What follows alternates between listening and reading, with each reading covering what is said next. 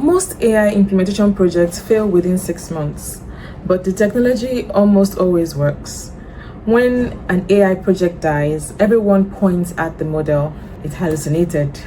It wasn't accurate enough. The tool was not ready. And sometimes that is true. But in the businesses that I have actually worked with, that is really the reason. The model does its job. The project still fails. My name is Hannah. I am an AI automation practitioner based in the UK. I run a small automation studio and I spend my weeks either building the systems or talking to businesses that want one. So this isn't a think piece. This is a pattern I keep seeing up close.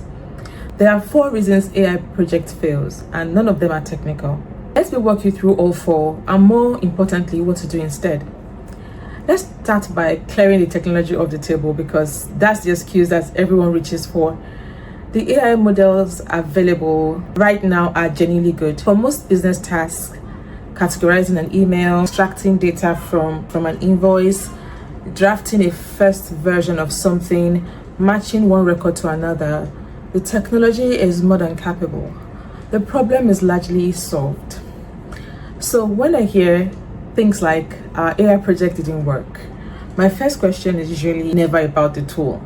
It is about everything around that tool. Who was running it? What was it actually meant to do? How would anyone know if it succeeded? Because here's the uncomfortable truth. The working model dropped into a broken setup produces a broken result faster. That's just what it does. The AI isn't the weak point. It just exposes weak points that were already there. So let's go through the 4 things that actually break. The first one is the quietest, and it's the most common. A project gets assigned to a tool instead of a person.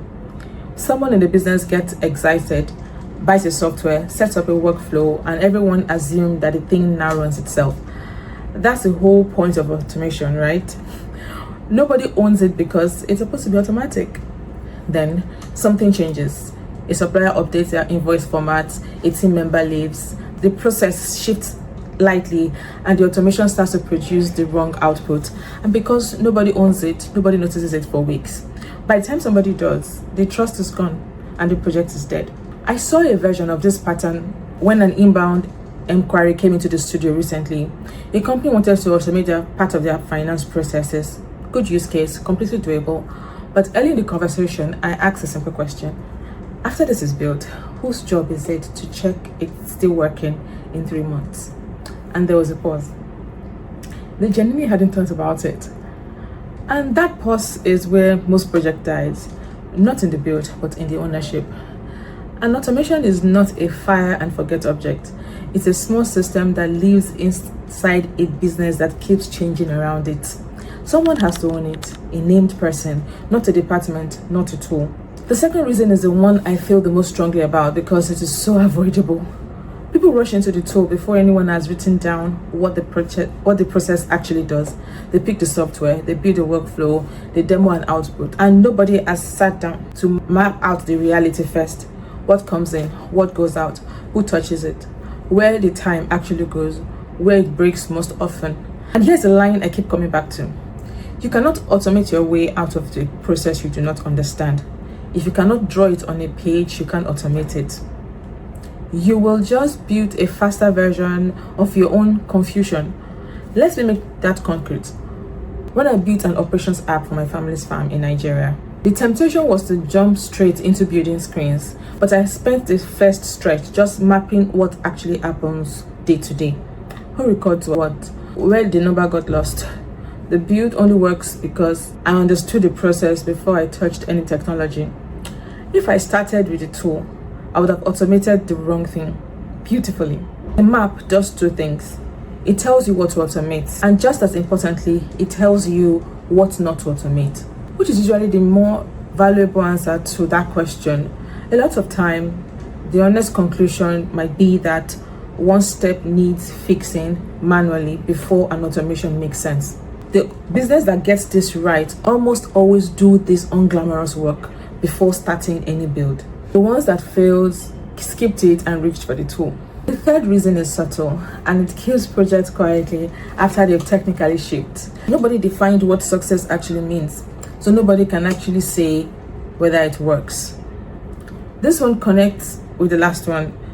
If you've never documented what the process looks like before, you have no baseline.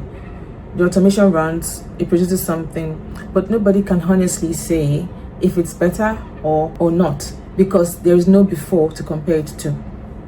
I've watched businesses run an automation for months and be completely unable to tell you if it saved them time or money. It feels productive, it looks impressive in a demo, but it feels like it's helping, it's not a result. And when someone senior eventually asks whether it was worth the investment, there's always no answer to give. So the project gets quietly shelved. Before you build anything, you should be able to finish this sentence. This is a success if in 3 months, blah, blah, blah. Fill in the blanks with a number. 2 hours a week back. Errors down from 10 a month to 1. Invoices matched in a day instead of weeks. Something that you can actually measure. If you cannot finish that sentence, you're not ready to build. You're not measuring an outcome, you're just admiring a machine. The last one is where a lot of otherwise good projects fall apart. The automation was meant to work in the demo, but it was not built to survive in a normal workday. There's a big difference between these two. In the demo, everything is clean, the data is tidy, the example is the ideal case, and everyone is watching and it feels like magic. Then it goes live, and then real life shows up. The messy input, the exception, the one supplier who does everything differently, the edge case nobody mentioned because to them it was just normal. And this is where trust breaks, because if the automation gets it wrong, even 10% of the time, and there is no clear way to catch that, people stop trusting it altogether. They go back to checking everything by hand, and now that automation has added work instead of removing it. That's worse than not having it at all. The fix is not more clever technology, it is designing for real world from the start. What happens when the input is messy? What does the system do when it's not sure? How will a human catch the exception without having to recheck every single case? The boring real-world edges are what separates the automation that lasts from the ones that get abandoned within a month or two. When I build my own systems, including the AI assistant I run my own week on, I assume it will get things wrong sometimes, and I design so that when it does, I catch it easily and it doesn't quietly cause damage. That assumption is the whole game. A demo hides the edges, a normal workday finds it. So let's bring it all together. AI project almost never fails because the technology doesn't work. They fail for 4 reasons, and all 4 of them are human. Nobody owns it, so it drifts and nobody notices. Nobody mapped the process, so you automate confusion. Nobody defined success, so no one can prove that it worked. And it was built for demo instead of for real messy everyday use. Here's the good news in all of that. Every one of this is fixable before you spend a penny on tools. Name an owner, map the process, write down what success looks like as a number, and design for the ordinary workday, not for the perfect demo.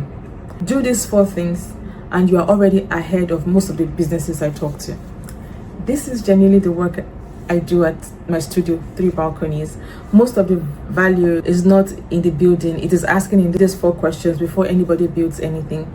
If that's the stage that you're at, there's a link in the description. And if you want more practical breakdown like this, subscribe. I share 1 video a week. See you next week.